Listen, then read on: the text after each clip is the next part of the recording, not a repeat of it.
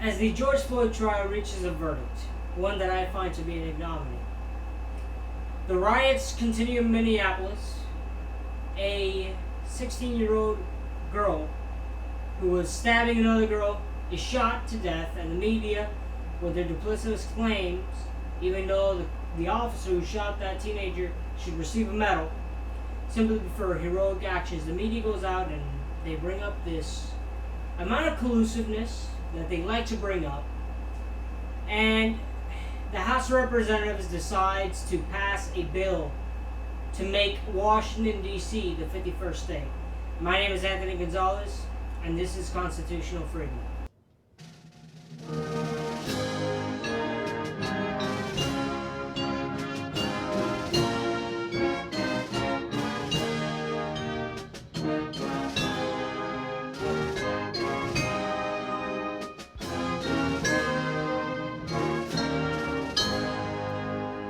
Oh, say, can you see by the dawn's early light what so proudly we hailed at the twilight's last gleaming, whose broad stripes and bright stars through the perilous fight, o'er the ramparts we watched, was so gallantly streaming, and the rockets red glare, the bombs bursting in air, gave proof through the night that our flag was still there.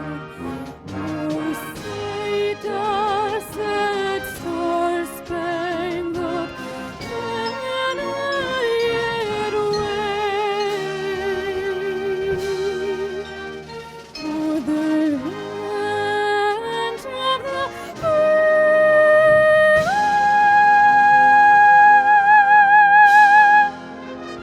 and the home of the brave.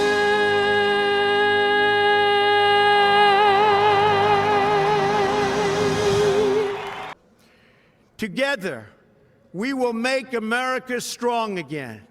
We will make America wealthy again. We will make America proud again. We will make America safe again. And yes, together, we will make America great again. Thank you, God bless you, and God bless America. Thank you. God bless President America. Donald Floyd trial has reached a verdict. The verdict was guilty on 3 counts, on all 3 counts that they had accused him of. So the first one was unintentional second-degree murder. That's 40 years in prison. The second count was third-degree murder. That's 25 years in prison. And the last count was manslaughter, which is a minimum of 10 years in prison. So the jury in Minneapolis decided, and he had the avarice to decide, that somehow Derek Chauvin, the guy who supposedly killed George Floyd, who was a longtime criminal, this is a man who's committed obloquy-like actions his entire life, held a pregnant woman to gunpoint next to her child as he robbed her entire home. And the media started praising him as someone who, as this gregarious figure, with an apotheosis set of alluringness, of beauty, of elegance, a man who bought drugs for a living, who robbed banks, who robbed homes for a living, who murdered people for a living, who utilized duplicitous $20 bills for a living, is a hero in the media's eyes. I believe that to be something that should put all of us in a state of angst. I've said this time and time again, the media is the single biggest threat to our democracy. Because what do they do? The media nowadays that we have is a communistic, sectarian form of media. The reason I say that is simply because when you take a look at the media, right, they have an amalgamation amount of nonsense. It's what they say. They have what is no sagaciousness whatsoever because they lack intelligence. So you have, for example, CNN, right? They covered the verdict. And the people on CNN were like, yes, this is exactly what they deserve. This is what's supposed to happen. Look, don't get me wrong, Abba gets murdered.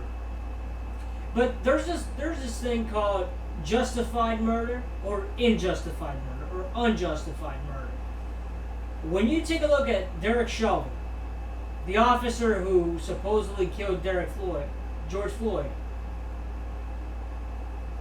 the media, time and time again, made up one of the most charlatan excuses for their rationale in terms of the killing. That's since the day that he was murdered, the media made it look like it was intentional, that it was racially motivated, even though the jury and the trial conducted or terminalized, right, that it was not racially motivated. They came to that syllogism and that conclusion in a cogent manner because it was not racially motivated. Derek Chauvin does not have a history of going after those in the African American community and trying to deliberately assassinate them because he's not a racist. But, look, what I'll say about the guilty verdict is that I don't think that Derek Chauvin is guilty of any crime. The trial was based off a basis of murder. In the autopsy reports of George Floyd, everybody could conceptualize and everybody could easily integrate the statistics of the drugs that he had in his system and tell themselves, in terms of their propensity, that he died of a drug overdose. It's that facile. He died of a drug overdose. He had 300% fentanyl in his body. 20% fentanyl is already deadly. It's toxic. And then he had, if I'm not mistaken, 40 to 50% methanol in the system. So he had meth, which basically deteriorates your way of thinking. So he had fentanyl, which is a drug that specifically abates your respiratory system and its functions. So that I can't breathe terminology that he said since before he was on the floor was the fentanyl in his system. The meth was what killed him. The meth syncretized with the fentanyl worked together and they killed him because he had the cupidity for drugs and his girlfriend would sell him the drugs. And so this is a man who his entire life has committed crimes. Okay? George Floyd, perhaps he shouldn't have been killed, but he should have a long time ago been in jail for at least 60 years of his crimes. If you accrete his crimes, the criminology of all his crimes and the intentions and how deliberate they were, I think should make everyone apoplectic. They should make you mad because this is a man who is praised in society as a hero, as a god. There is only one God, and that's the man above. But George Floyd is nowhere near God. He's nowhere near humane, and he's nowhere near a hero. But what does the media do? Okay, what does the media do? The media likes to twist narratives because the media is a Democrat corporation. They are this parochial and this myopic institution. So they're this narrow-minded institution that likes to deliberately have the ardor and the desire to twist narratives to favor one party, one political party, being their party, the Democratic Party. They pushed the Russia hoax, which turned out to be a Brobdingnagian sense of nonsense and collusiveness. It was deceit at its climax. And the media for 4 years said President Trump colluded with Russia, he colluded with Putin, that's why he won the election. They said there was so much election fraud and Hillary won the election. Guess what? That's false. The Senate even conducted hearings on that, even though it was a Republican-controlled Senate, and they found no evidence. Zero evidence in the FISA reports. Zero evidence in the Russian dossier. And the Democrats still, time and time again, it's something that honestly is so aseptic, and it's grown so obsolescent and so stupid. The Democrats, to this day, even though the Russian government has denied any involvement with the Trump campaign, even though Russia said that it was based off of lies, even though President Trump said that it was based off of lies, and even though they came to the conclusion in the Senate and the House of Representatives that President Trump never colluded with Russia, that he lawfully won the election by, I would say, a monolithic margin. The media to this day say that they didn't conduct the trials in the Senate or the House as precise as they could have done. But the double standard of the media is something so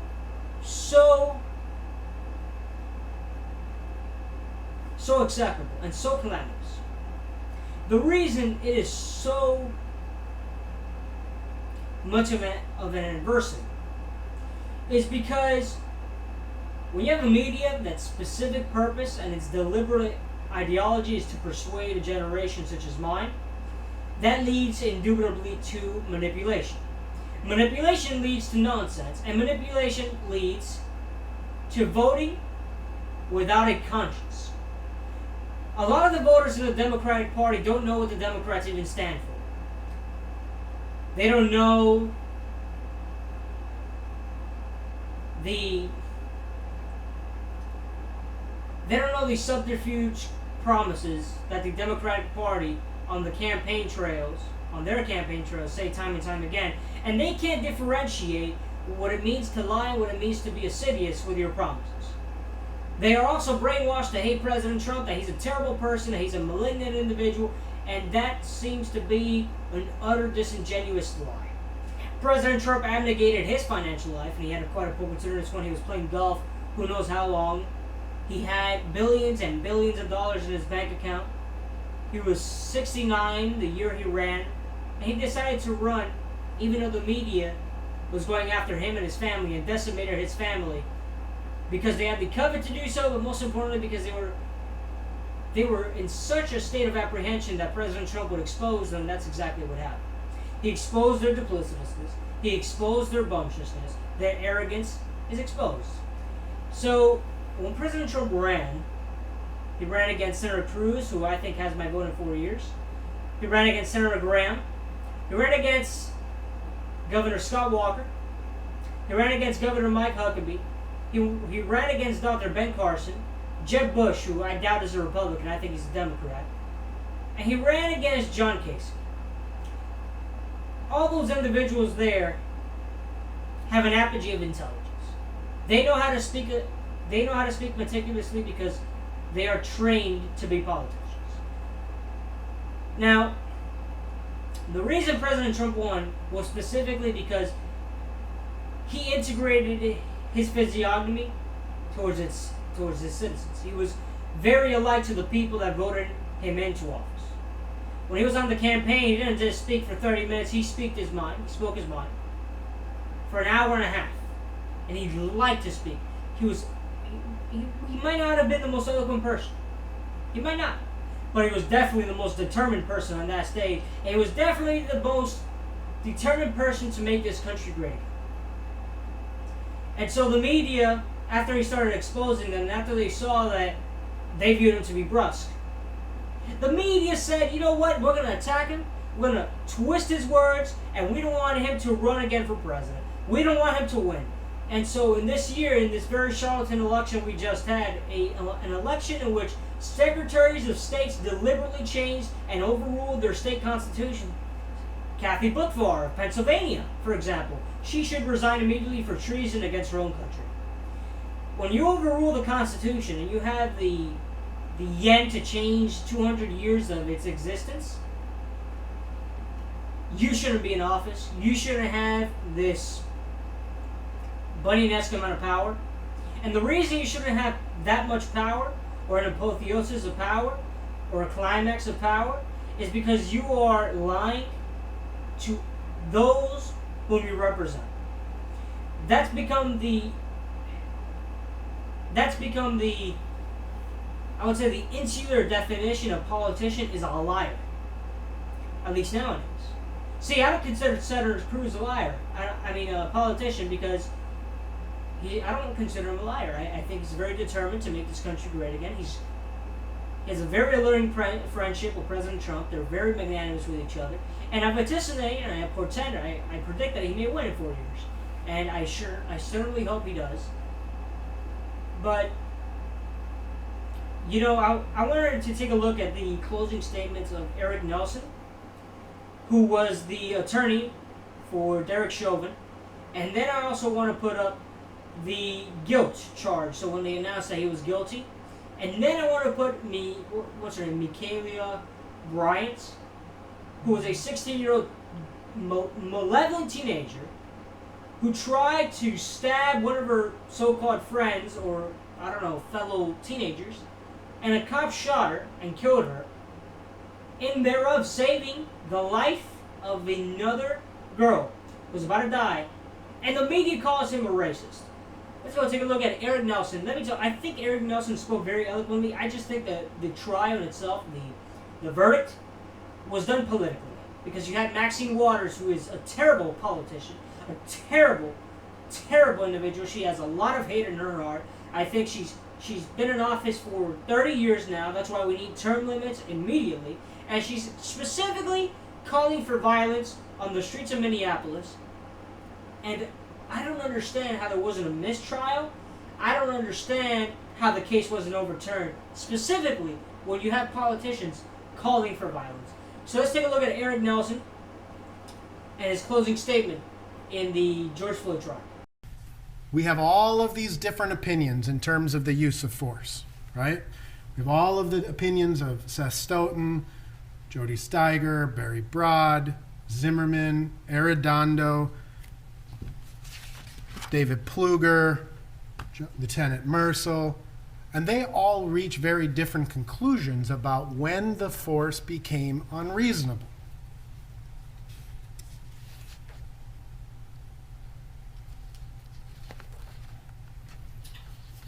All you have to know about Barry Broad is what he was talking about is this physically managing any person. His opinion was you can use non-deadly force to physically manage a person.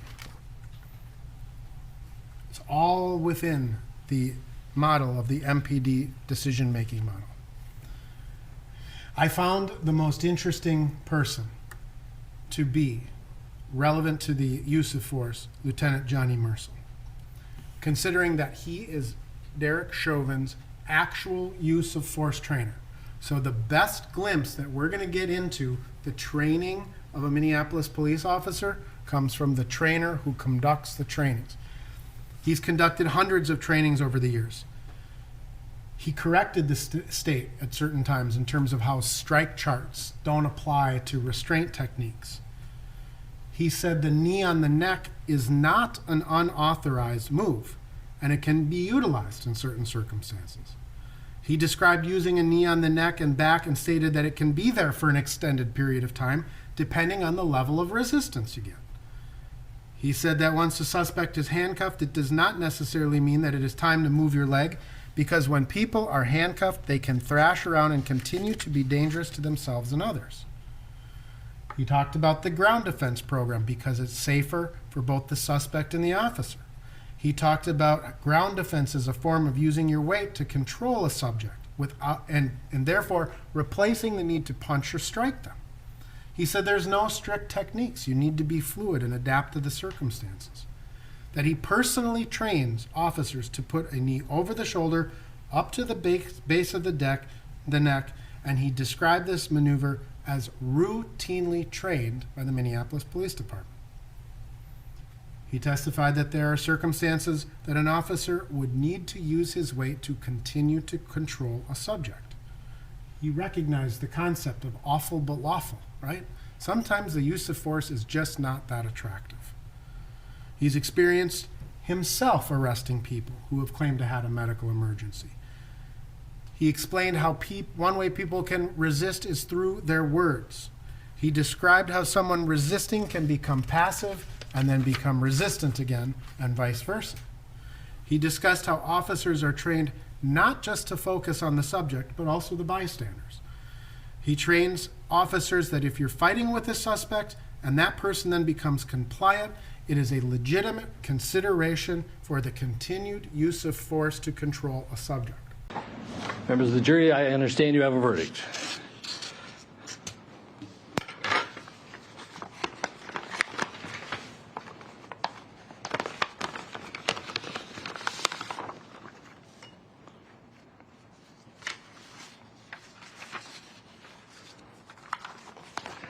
Members of the jury, I will now read the verdicts as they will appear in the permanent records of the 4th Judicial District.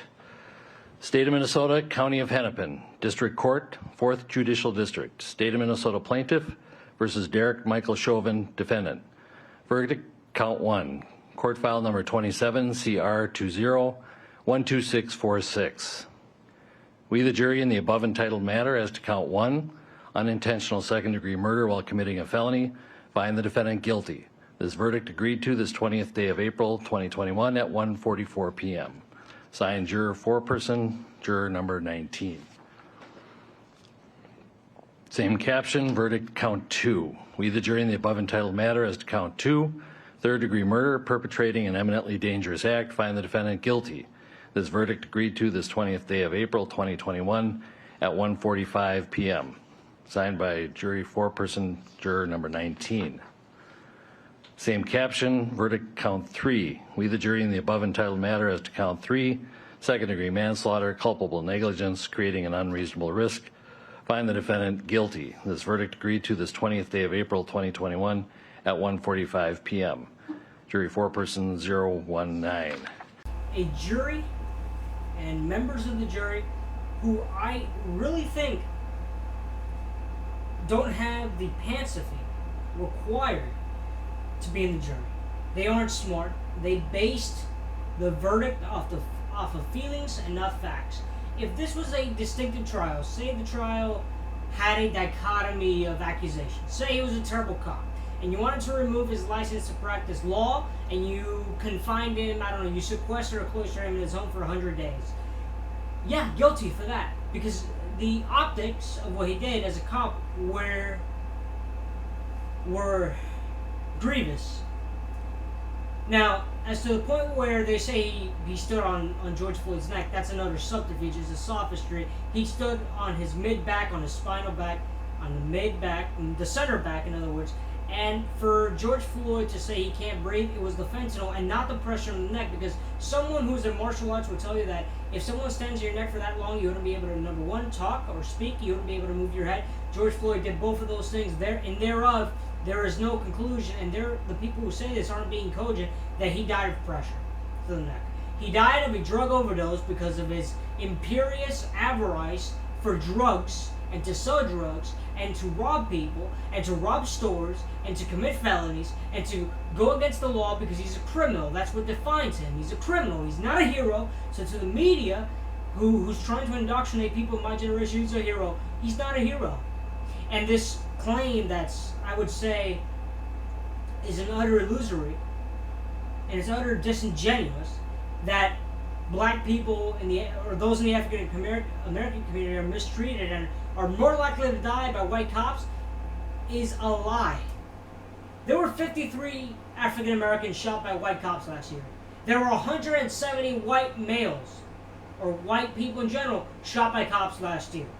To the Democrats who lack any intelligence, try and use kindergarten math and tell me, using the alligator symbol, which one's bigger. Which one's bigger? So this fact, the fact that you come out and you say that African Americans are more likely to die at the hands of white cops is truly mutinous. It should make you acrimonious, because you're a liar, you know you're lying, and it's an utter facade on the entire standardized assessment of what you say. What you're saying is nothing more or less than a lie. This country is not systemically racist. You take a look at Oprah, she's an African American woman. She gains over $10 billion a year. You look at Will Smith, another liberal who's parochial liberal, says the same things while he's an African American and he earns $1 billion a year. You take a look at Whitney Houston, an African American, gets $1 billion a year. What do these people have in common? Is it just there? They're all African Americans. What else do they have in common? They're wealthy. They have a fan base. They have 10, 12 homes that are like $100 million each, and while they're crying about life, I mean, in reality, it's hysterical, and two, they should be ashamed of themselves. And the people who put this narrative that's so false on the face of it, that America is systemically racist, I think should, quite frankly, be fractious about themselves, because they're living in America, so why don't they move to another country if America is so systemically racist as they say? But anyways, a teenager was shot, Michaela Bryant. She was attempting to stab another student. Or, sorry, not another student, but another female teenager. And a cop comes and he tells her to stop. She doesn't stop because no one has respect for Pocatello's law enforcement workers anymore. But they will have. Once they face the consequences, hear this. They will respect our men in blue. They will respect our women in blue. And trust me, this society, no matter how much of an adversity and how much of an obloquy it is now, with no discipline, it will start to get disciplinary. And let me tell you, the people who are my age who think that life is easy, you're going to face the consequences. And you're going to start working hard, because this arduous bull crap that you're saying is going to come bite you in the future. Here's Michaela Bryant getting shot by a cop who's a hero, and the media paints him as a villain. It's incredible.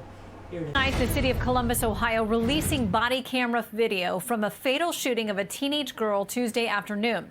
According to newspaper reports, officers were responding to an attempted stabbing when this happened. The 911 caller reported a female was trying to stab them. The girl was taken to the hospital where she was pronounced dead.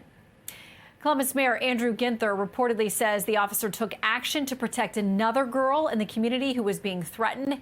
He spoke just a short time ago. I asked for everyone. You saw there, right? So you have a teenage girl who's going out and attempting a murder. So you saw the knife. I don't know how many times Fox News had it on repeat so that the very myopic and very insular liberals cannot say that there wasn't a knife.